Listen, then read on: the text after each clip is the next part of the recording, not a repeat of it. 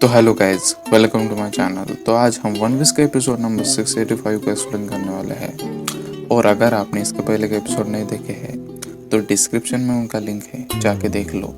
तो बिना किसी देरी के एपिसोड के एक्सप्लेनेशन को स्टार्ट करते हैं।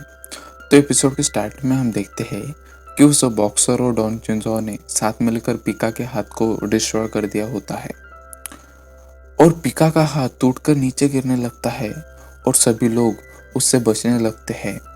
और यहाँ लूफी मूसे के साथ पैलेस की तरफ जाने लगता है और वो सोल्जर उस पर फायर कर रहे होते हैं, पर साई और बू उन्हें मार रहे होते हैं और बाकी सभी फाइटर भी लूफी के लिए रास्ता बना रहे होते हैं। और वो सभी बहुत स्ट्रांग होते हैं और वो सभी लोग भी लूफी की तरह डोफ्लेमिंगो को मारना चाहते हैं, क्योंकि वो उसाप को उसका फेवर रिटर्न करना चाहते हैं।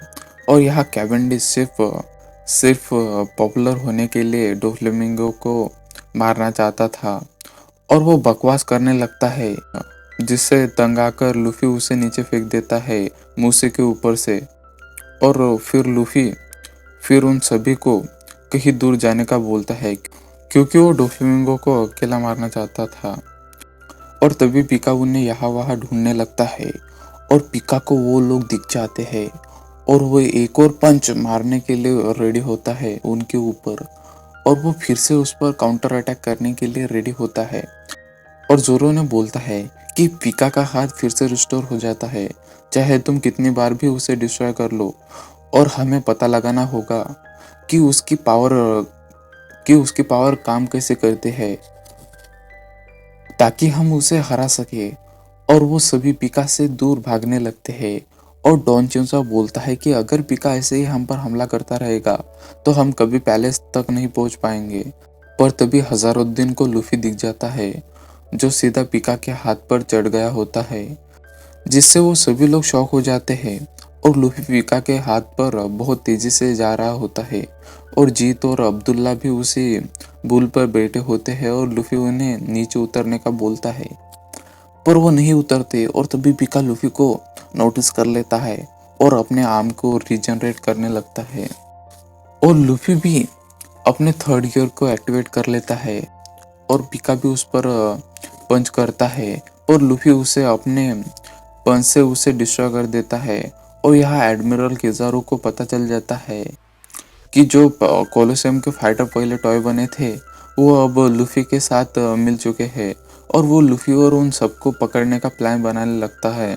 और यहाँ कायरोस भी उन सिटी के लोगों से छुप गया होता है, क्योंकि वो सभी उसके बाउंड्री के पीछे होते हैं और उसे भी पैलेस में जाना होता है जल्द से जल्द। और यहाँ वो बोने और रॉबिन और बाकी सभी किंग्स प्लेटू के ऊपर जा रहे होते हैं और बार्तोलोमियो रॉबिन के हाथों से ऊपर चढ़ने के लिए बहुत एक्साइटेड होता है। पर तभी उनके पीछे से वो पायरेट भी आ जाते हैं, जो उन्हें पकड़ने आए होते हैं, क्योंकि वो उनके बाउंड्री के पीछे होते हैं।